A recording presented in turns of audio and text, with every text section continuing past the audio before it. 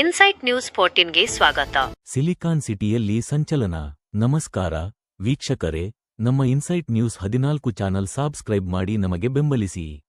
ಬೆಂಗಳೂರಿನ ಹೃದಯ ಭಾಗದಲ್ಲಿ ಇಂದು ಮಧ್ಯಾಹ್ನ ನಡೆದ ಆ ಒಂದು ಘಟನೆ ಇಡೀ ರಾಜ್ಯವನ್ನೇ ಬೆಚ್ಚಿಬೀಳಿಸಿದೆ. ಐಟಿ ಅಧಿಕಾರಿಗಳ ದಾಳಿ ಬೆನ್ನಲ್ಲೇ ಉದ್ಯಮಿಯೊಬ್ಬರು ಸಾವನ್ನಪ್ಪಿರುವ ಆಘಾತಕಾರಿ ಸುದ್ದಿ ಹೊರಬಿದ್ದಿದೆ. ವರದಿ ಹೀಗಿದೆ. ಬೆಂಗಳೂರಿನ ಶಾಂತಿನಗರದ ಲ್ಯಾಂಗ್ಫೋರ್ಡ್ ಟೌನ್ ಇಂದು ಮಧ್ಯಾಹ್ನ ಸ್ತಬ್ಧವಾಗಿತ್ತು. ಅಲ್ಲಿನ ಕಾನ್ಫಿಡೆಂಟ್ ಪೆಂಟಗನ್ ಕಟ್ಟಡದಲ್ಲಿರುವ ಕಾನ್ಫಿಡೆಂಟ್ ಗ್ರೂಪ್ ಮುಖ್ಯ ಕಚೇರಿಯ ಮೇಲೆ ಇಂದು ಆದಾಯ ತೆರಿಗೆ ಇಲಾಖೆ ಅಧಿಕಾರಿಗಳು ಏಕಾಏಕಿ ದಾಳಿ ನಡೆಸಿದ್ದರು. ಮಧ್ಯಾಹ್ನ 2 ಗಂಟೆಯಿಂದ ಸತತವಾಗಿ ದಾಖಲೆಗಳ ಪರಿಶೀಲನೆ ನಡೆಯುತ್ತಿತ್ತು. ಅಧಿಕಾರಿಗಳ ಎದುರಲ್ಲೇ ಕುಳಿತಿದ್ದ ಕಾನ್ಫಿಡೆಂಟ್ ಗ್ರೂಪ್ ಚೇರ್ಮನ್ ಅನಿರೀಕ್ಷಿತವಾಗಿ ತಮ್ಮ ಬಳಿಯಿದ್ದ ಗನ್ನಿಂದ ಗುಂಡು ಹಾರಿಸಿಕೊಂಡು ಆತ್ಮಹತ್ಯೆ ಮಾಡಿಕೊಂಡಿದ್ದಾರೆ. ಆ ಒಂದು ಗುಂಡಿನ ಸದ್ದಿಗೆ ಇಡೀ ಬೆಂಗಳೂರು ಅಕ್ಷರಶಃ ನಿಶಬ್ದವಾಗಿದೆ. ಲ್ಯಾಂಗ್ಫೋರ್ಡ್ ಟೌನ್, ಶಾಂತಿನಗರದಲ್ಲಿ ಐಟಿ ದಾಳಿ ವೇಳೆ ಕಾನ್ಫಿಡೆಂಟ್ ಗ್ರೂಪ್ ಚೇರ್ಮನ್ ಆತ್ಮಹತ್ಯೆ.